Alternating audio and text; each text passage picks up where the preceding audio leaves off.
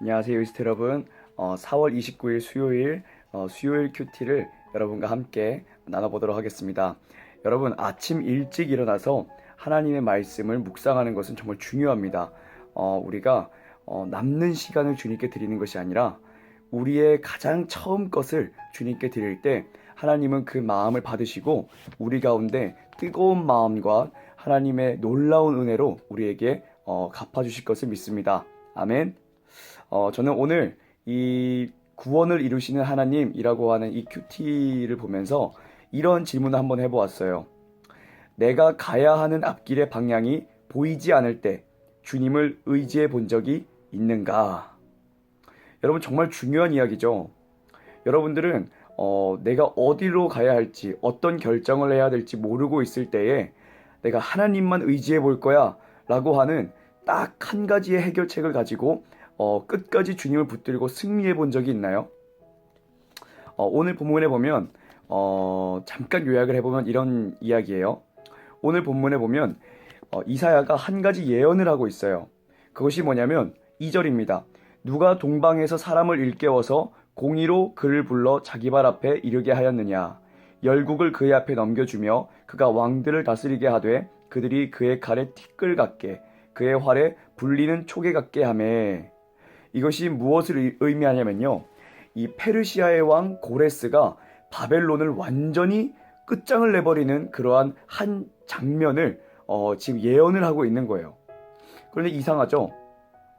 지금 이사야 선지자가 활동했던 그 당시에는 바벨론은 그렇게 큰 나라가 아니었어요. 그런데 지금 이사야 선지자는 바벨론이 언젠가는 아주 초거대 강국이 될 것이고 마침내는 예루살렘에 쳐들어와가지고 많은 사람들을 포로로 끌고 갈 것이다. 이것까지만 예언을 했어도 매우 놀라운 일이거든요. 벌써 150년 이후의 일을 예언을 하고 있는 거니까요. 그런데 그것보다 조금 더 뒤에 있는 일을 예언을 하고 있는 거예요. 놀랍지 않나요? 어떤 예언인가 하면은 이 초거대 강국인 이 바벨론이 마침내는 페르시아의 왕 고레스라고 하는 사람에게 완전히 무너지게 될 것이다. 바벨론이 초거대 강국이 된다는 것도 정말 놀라운 일인데 그 당시엔 아수르가 더 거대했거든요. 근데 아수르를 제치고 바벨론이 더 큰 나라가 될 것이라고 하는 것도 놀랍고 믿을 수 없는 일인데 지금 그 바벨론이 완전히 망가지는데 이 페르시아의 고레스 왕이 그렇게 할 것이다 라고 하는 것까지도 그 이후에 있는 일까지도 예언을 하고 있는 거예요. 그러니까 사람들의 반응이 어땠을까요?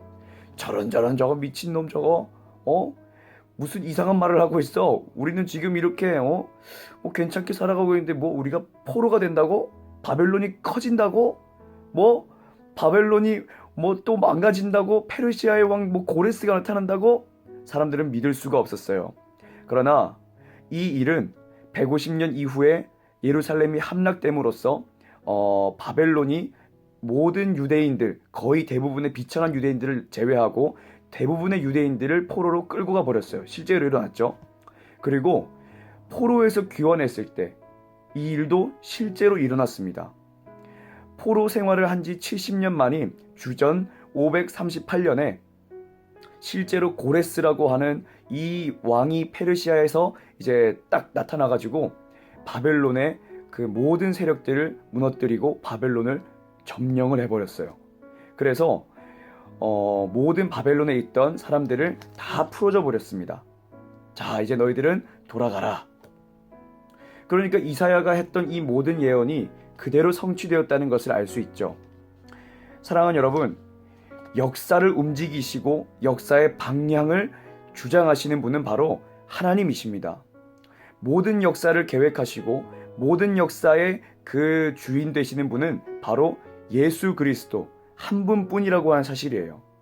여러분들은 이 사실을 믿고 있나요?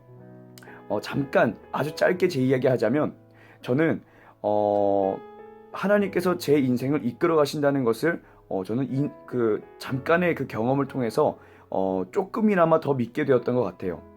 제가 대학원에 다닐 때 논문을 써야 졸업을 하는데 논문을 쓰려면 시간이 많이 들거든요. 열심히 도서관에 가서 뭐 복사하고 자료를 수집하고, 그런데 저는 사역도 해야 되죠. 다락방 올라가가지고 주차봉사도 해야 되죠. 그러니까 저는 도무지 도서관에 붙어 있을 시간이 없는 거예요. 다른 사람들은 다 거의 막 이제 서론 끝났다, 이제 본론 들어갔다 이러는데 저는 아직 하나도 손을 못 대고 있는 상황이었어요.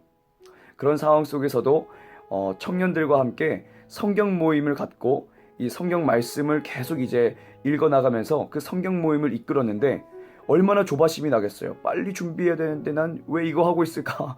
난 왜 이럴까? 그런데 묵묵히 주님을 의지하면서 나아갔더니 결국엔 어떻게 된지 아세요? 제가 논문을 정말 다른 사람들과 똑같이 마칠 수 있게 되었고, 더 놀라운 사실은 제가 그만 아닙니다, 여러분. 저는 정말 할 수 없는 사람인데, 저는 정말 뭐 형편없는 사람이거든요. 전 정말 그렇게 생각하고 있어요. 그런데 하나님께서 저에게 졸업할 때 딱 한 명 주는 거, 그 논문상을 저에게 안겨주셨어요. 저는 이것이 제 능력이라고 조금도 믿지 않아요. 지금도 저는 제 논문 보면은 이게 왜 상을 받았을까? 아직도 의아해하거든요. 그런데 살아계신 주님은 자기를 끝까지 의지하며 하나님이 이끌어 가실 것이다 라고 하는 역사의 주관자이신 하나님을 인정하는 사람들에게는 주님께서 분명히 인도하신다는 사실을 보여주시기 위해서 제 삶에 그런 은혜를 허락하셨다고 믿고 있어요. 사랑하는 여러분, 여러분들도 앞길이 보이지 않을 때 하나님을 끝까지 믿고 말씀 붙들고 기도하고 순종함으로써 한번 승리해 보세요. 그것이 여러분들의 믿음을 강하게 만들 것이고 그것이 여러분들의 더 큰 이제 성장을 이루어낼 것입니다. 오늘도 하나님 살아계십니다. 오늘 이 하루도 하나님과 함께 승리하는 여러분 되세요. 여러분 감사합니다.